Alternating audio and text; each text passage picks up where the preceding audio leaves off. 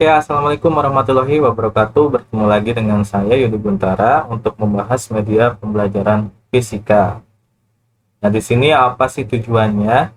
Yang pertama itu memahami atribut pada model pengembangan ALISA dan TROLIP, Instructional System Design atau disingkat ISD. Kemudian yang kedua, memahami tahapan pengembangan media pembelajaran masih model yang sama yaitu ALISA and TROLIP, Instructional System Design. Jadi si model ini boleh dikatakan model ALISA and TROLIP sebagai si penggagasnya atau bisa disebut juga sebagai model Instructional System Design atau disingkat ISD ya. Kayak untuk apa sih? Jadi sudahkah Anda tahu bagaimana langkah-langkah untuk mengembangkan sebuah media pembelajaran yang baik gitu? Jadi kita dalam membuat suatu media pembelajaran itu tidak serta-merta kita langsung buat saja seenaknya, tidak. Tetapi harus ada step by step yang harus dilalui supaya nanti produk yang kita hasilkan itu bagus. Jadi di sini salah satu contohnya yang bisa kita ambil atau salah satu step yang bisa kita ambil adalah ALESI and TROLIP. Jadi ini merupakan model pengembangan perangkat lunak terstruktur. Jadi cocoknya kalau misalkan kalian mau mengembangkan suatu software atau aplikasi, baik itu aplikasi untuk Android maupun iOS dan lain sebagainya, untuk komputer juga ya, untuk OS, itu sebaiknya menggunakan model ini lebih terstruktur gitu, karena memang dikhususkan untuk media pembelajaran berbasis software ya. Nah, mari kita lihat selanjutnya. Jadi kelebihannya kenapa harus pakai ini, yaitu detail dan komprehensif. Skema pengembangan dari mulai kertas kerja ya, bisa menjadikan produk yang aslinya nantinya. Kemudian, ALESI dan TROLIP ini menekankan pada pentingnya peristiwa pengurutan. Jadi harus sistematis gitu loh prosedurnya itu, dan merekomendasikan penggunaan storyboard untuk memfasilitasi pengujian percontohan. Oke, kita lebih lanjut lagi. Nah, di sini keunikan dari model ALESI and TROLIP ini ada dua hal penting yang harus kalian pahami. Yang pertama itu ada istilah atribut pengembangan, dan yang kedua ada tahap pengembangan. Biasanya kalau model-model pengembangan itu fokusnya ke tahap pengembangan saja tanpa ada atribut. Nah, di sini atribut pengembangan itu ada standar, ada ongoing evaluation, kemudian ada project management.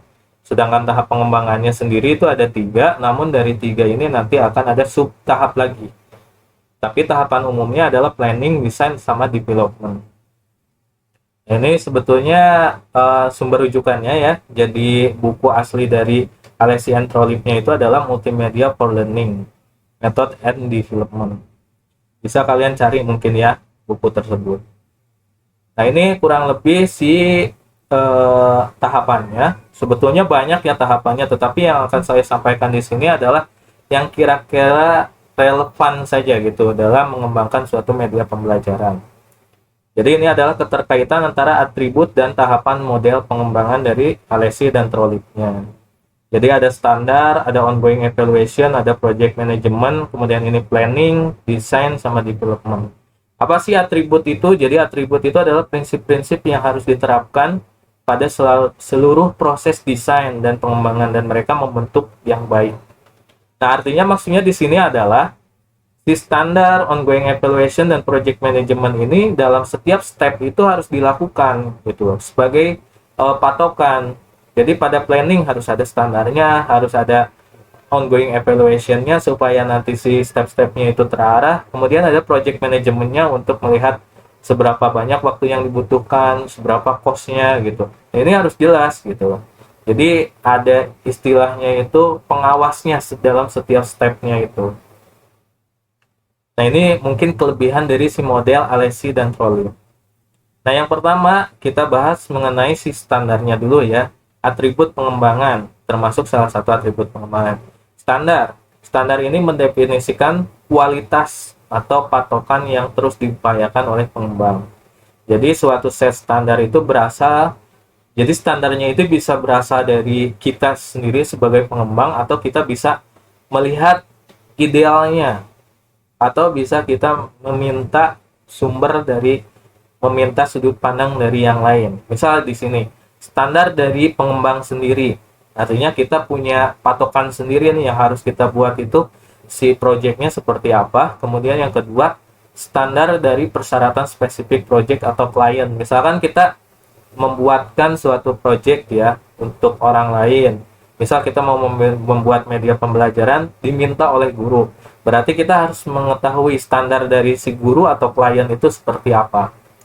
Nah, kalau misalkan kita bandingkan dengan misalkan punya standar yang ideal dari Badan Standar Nasional Pendidikan, nah ini bisa juga gitu ya.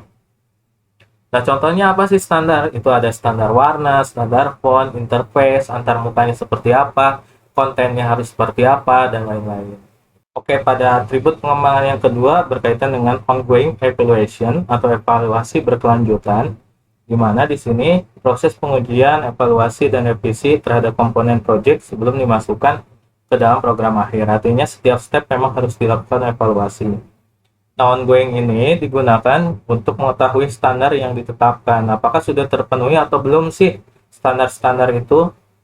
Nah, jadi dilakukan iteratif, artinya pengulangan secara terus-menerus sampai si semua fungsi itu atau si standar itu terpenuhi. Contoh evaluasi terhadap tadi standar yang sudah ditentukan ya, font, interface, dan konten dan sebagainya itu sudah terpenuhi atau belum. Selanjutnya, atribut pengembangan yang ketiga yaitu project management atau manajemen project.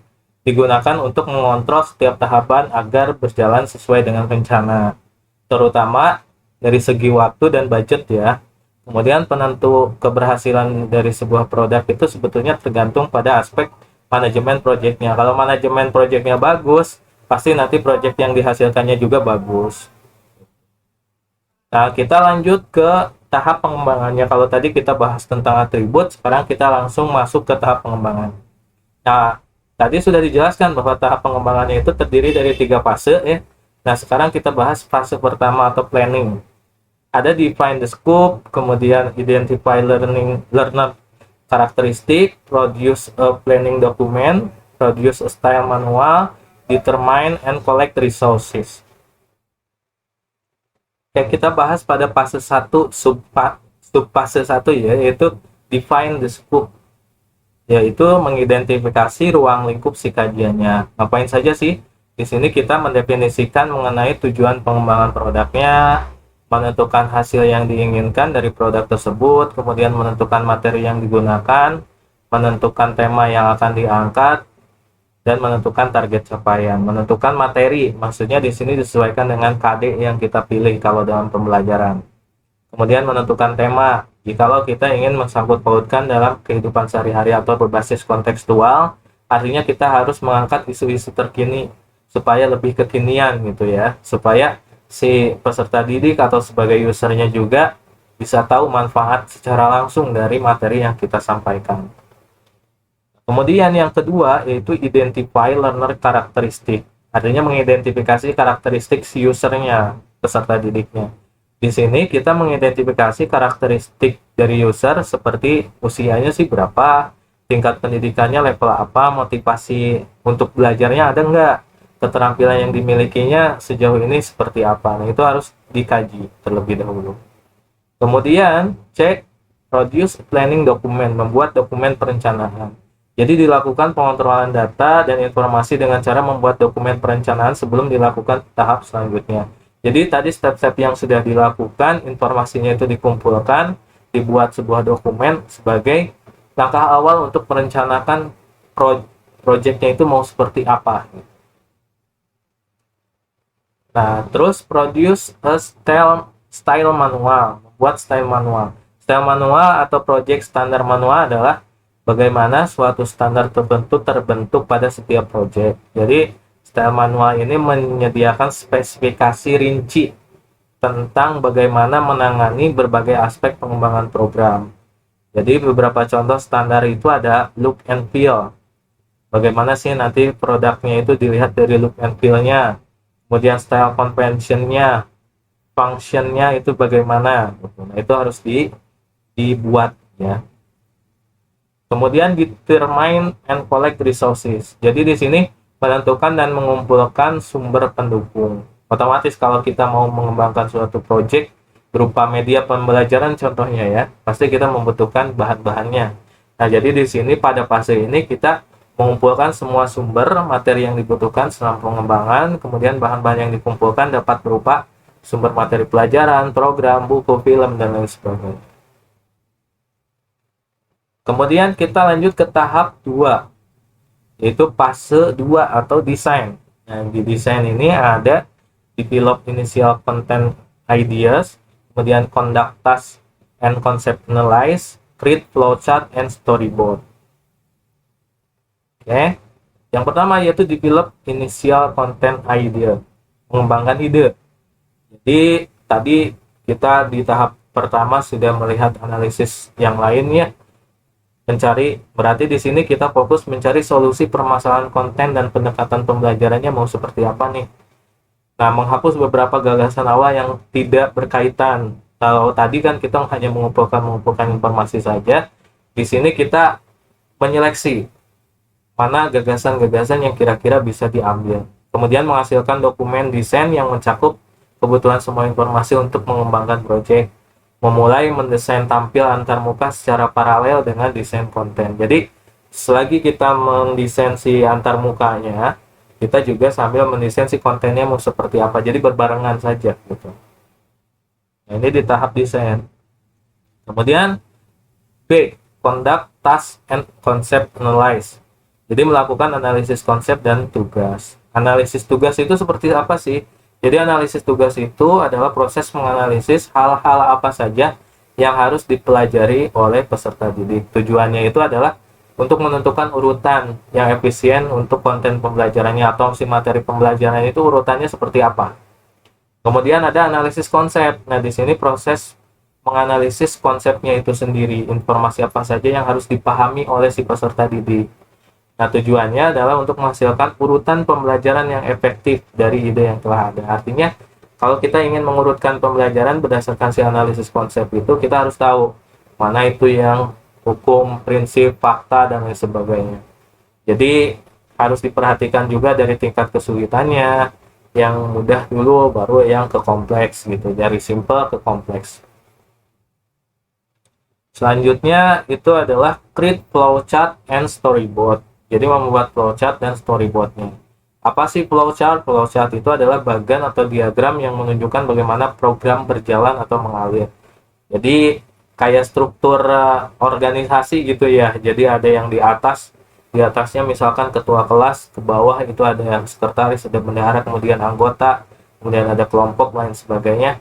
Nah, mirip seperti itu flowchart itu, tetapi kalau flowchart di atasnya itu adalah inputnya seperti apa atau startnya itu gimana, karena ini program kan, jadi kalau program itu harus tahu alurnya itu dari mulai pertama kali difungsikan sampai terakhir ditutup si aplikasinya itu, alurnya itu harus jelas. Makanya kalau flowchart itu identik dengan pemrograman gitu ya. Nah, di sini flowchart menunjukkan struktur dan urutan dari awal sampai akhir. Nah, sedangkan storyboard itu adalah gambaran visual dari desain yang ada.